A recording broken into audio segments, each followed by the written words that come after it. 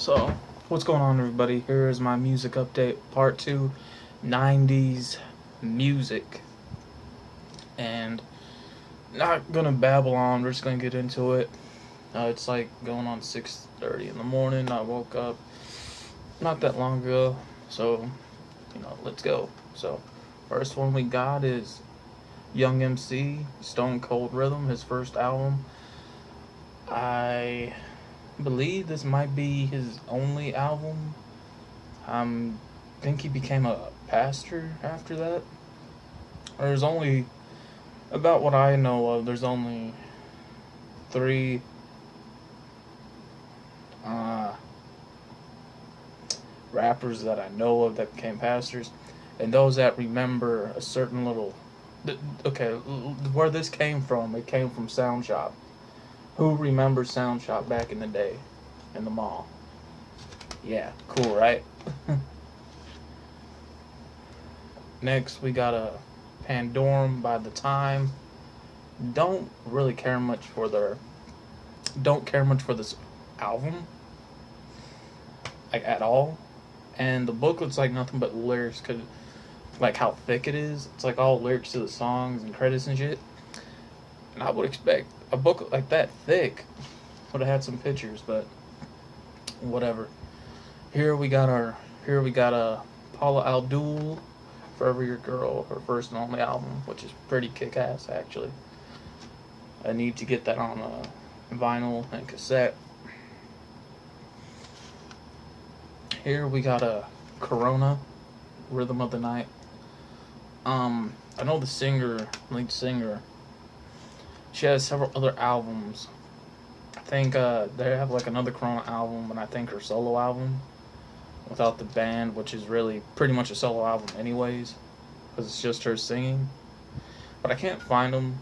I know her third one was good. And what sucks is that trying to buy this album with the booklet in it is hard to come by. Inexpensive if you do come by it, and it's very hard to find the full album on vinyl and on cassette. It's like difficult, okay, because it's just that good of an album. Which I guess you got to get what you got to get. Here we got LaBouche, Sweet Dreams, their first album, and I got their second album. After their second album, I'm going to talk a little bit about both the albums because it's really sad story behind them. Sweet Dreams is great. I've been meaning to get this one on cassette and on vinyl, but it always slips my mind. And it's such a kick-ass album. It really is. And back in the early '90s, even in the late '80s, you would do two videos for the same song depending on which version you liked. Yeah. So here we got LaBouche's SOS album. It's also another great album. And they are from France, I believe, but they speak good English. And now the history of both the albums, because the singer herself recorded so much music that it got splitted into two albums. From what I know of, there's no videos for the second album, and the reason why is because that during the flight of her first album, it was just her. I don't know if the guy was her boyfriend or her brother. I don't know. But during on her tour, launching off the Sweet Dreams album, she got into a plane wreck, and sadly she didn't make it. And there was never tour released for it. After about a year later, it took the rest of the songs that she recorded and came out the SOS album, and a whole lot of other pictures that were took for a full booklet as well, and which is very sad because she never got to see the success of these albums. From here we got a CC Plus Music Factory. I've been meaning to get this on vinyl because it's pretty dope. I'm not too sure when I'm gonna get those on vinyl. Some of these, or even on cassette. I'm probably gonna wait a while. I almost have this one complete, and it slipped my mind. And this is Jermaine Stewart, French Romantic, his second album and his only album. He never got a chance to work with a third album, and his third album was supposed to be good and better than this one because he was planning it out, and he died of AIDS. That sucks. From what I know of, there was supposed to be two artists featured for this album, or I think it was going to be for his third album, which he was going to have Michael and Prince on one song together with him. That would have been dope to see. It never went to fruition. Next album we got is Black Box, and I know this artist is no longer with us either. She died of a heart attack, I believe. And it's called Dreamland. And a pretty dope album though, man. I love Dreamland album. I think she had 2 kids before she died. I believe so. Here we got a Daddy Yankee album. I'm not sure which one this would be, but I liked it, even though I don't understand it. Next, we got a TLC, Ooh on the TLC Tip, their first album. Back when they were kids still.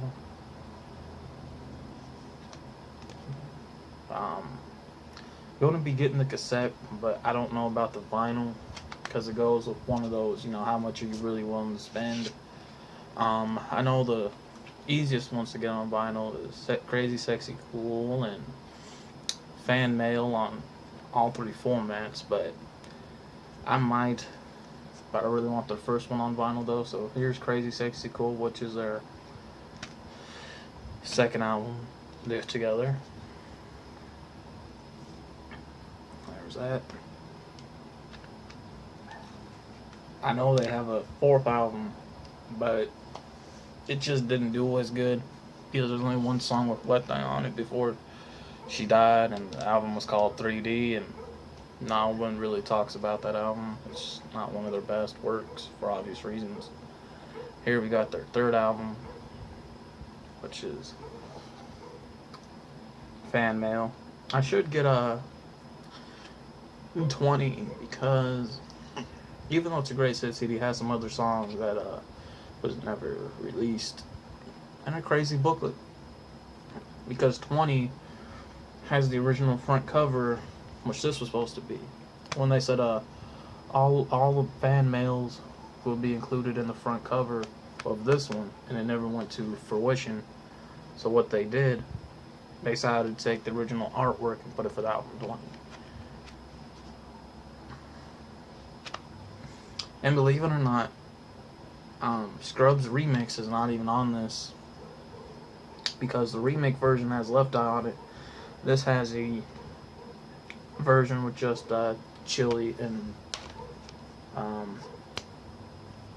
what's her name? T-Boz. And of course, if you guys know about my history video of Supernova, here's Supernova. And very underestimated album too. And to me, probably one of the most, at least not one of the most dopest female rap albums. And I do have the remix album to it as well that I told you guys about, High Legacy. It even comes with the DVD as well, with scenes that were never in the Last Days of Left Eye, which I've been meaning to buy that too as well. I'm not gonna get it anytime soon for obvious reasons because it's sad because I have the car wreck. And one of the creepy moments in the DVD is that when she looks at the camera holding the Coca-Cola box, just the expression that she gave, she's like she knew her time was coming, but she didn't know when. She knew something bad was gonna happen, and I think she knew she was gonna die. Obviously, I think she knew her time was up, and she was doing God's work, and God called her home. But other than that, got on to the next album, which is Snoop Dogg, Doggy Style. I have to get this on cassette. I already have it on vinyl. I haven't listened to the CD yet. Curious to know how it sounds on CD. Just a booklet, everything. The booklet actually folds out into a comic a little bit, like a comic book. I thought it was pretty cool. We got MC Hammer's first album. Too Legit. Didn't really care for it. I think his second album, which has Hammer Time on it. Got Biggie Smalls' Greatest Hits, which is pretty much Ready to Die and Born Again into one album, pretty much, is what it is. Here we got Eazy-E, E Legacy, E Eternal, whatever you want to call it.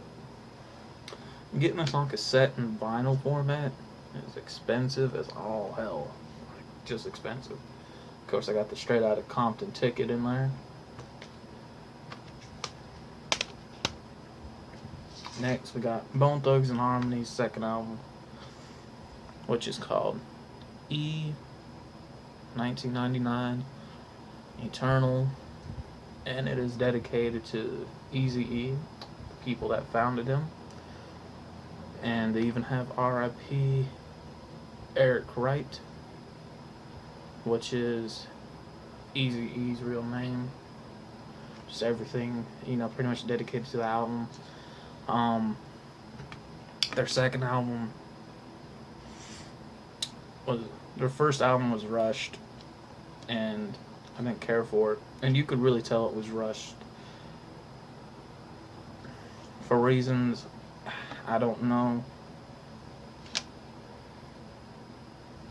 And Eazy-E did have something to do with this album. He was an executive producer for this album, and it's sad that he'd never seen it come full circle or finish at all.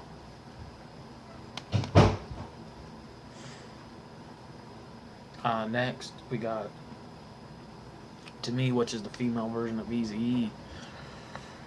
And I need to get this album on vinyl and also on cassette, which is Boss is Born Gangsters. From what I know, she passed away with stomach cancer. She became a radio host in Texas after her first album. She did her thing and cashed out, and then passed away. Next, we got DJ Jazzy Jeff from the Fresh Prince's Home Base on CD. There's that.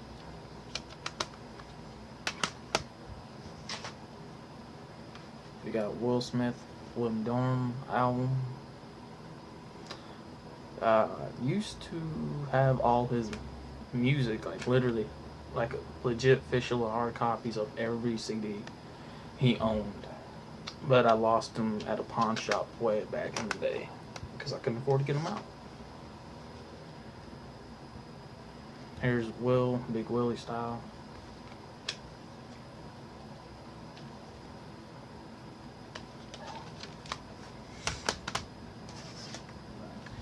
Here's funk classic of the 80s.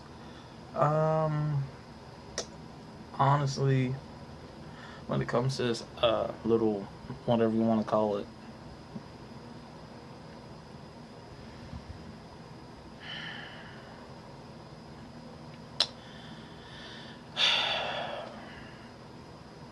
some of the songs could stay, but realistically, there's a lot of better songs from the 80s that could have been on here than what they chose. To the Extreme, which is an R&B album, and this album's clickbait and it sucks like hell. The reason why I say it's clickbait because they had this motherfucker look like Tupac before it could sell, and it ain't even Tupac. Here we have Seal's first album, self-titled. The only reason why I got this one is because Kiss from a Hero is on here. And there's a different version of the song, right? Because this album to this song went on the Batman Forever Batman and Robin album. It also went on the Spider-Man album as well. And one thing about the song "Kiss from a Rose" or "Kiss from a Hero," right? It's called "Kiss from a Rose," is that the version I had downloaded, and this is, I don't know if it's still on YouTube. I have to look for it. I used to have it on a CD, on a burnt CD. And rather than the line saying "kissed by a rose," they took off the rose and put "hero," so it'd be "kissed by a hero," which I really like that version. Here we have a Seal single from Space Jam, "Fly Like an Eagle." Yeah, this whole entire album for Space Jam was released in single format. I can't. It wasn't even released in a full set. Not that I know of. And next, we probably got. I know a lot of people are probably gonna clown it on this, but this ain't a bad album. And this is like the very first album that I ever owned. Like my very first CD I ever owned. Like literally owned. And this came out in 1999 around Christmas. And I'm talking about Aaron Carter's album, House Party. Believe it or not, he is he's the younger brother to I think the Backstreet Boys, one of the Backstreet Boys at least. And it's a dope album. I recommend you guys check it out. That album holds sentimental value to me.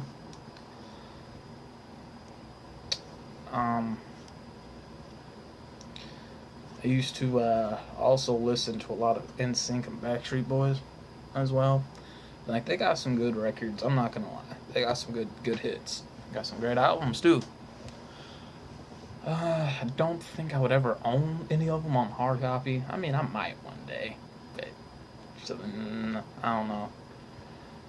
But what I'm into is what I'm into, and has been my update part 2 of my '90s music. And I'm out. So I can shut this off.